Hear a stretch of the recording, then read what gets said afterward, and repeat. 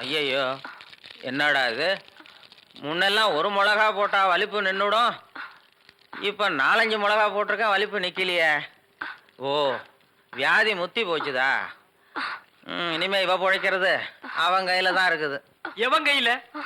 ஆண்டவன் கையில. ஐயோ அக்கா, யோ பாத்திரம், நீ வந்தது எங்க அக்காவை கொல்ல பார்த்துட்டியே. டேய், நான் என்னடா செஞ்சேன்? கொலைபடி என் மேல போட்டு போட்டிருக்க. செவந்தே செவந்தே. ஏய், மூஞ்சி இங்க இருக்குடா. மூஞ்சி ரெண்டு மூஞ்சியா இருக்கும். செவந்தே செவந்தே செவந்தே செவந்திமா. அட, என்ன போச்சுதே? விரல எடுத்துரு. ஐயோ, விரல வை வை வை.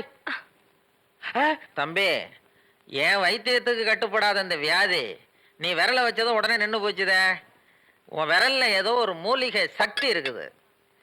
நீ இதே மாதிரி ஒரு 4-5 நாளைக்கு அவ வாயில விரல வச்சுக்கிட்டே இரு, அவ பொழைச்சுக்குவா. இவ பொழைச்சுக்குவா, என் விரல் செத்து போயிடும்.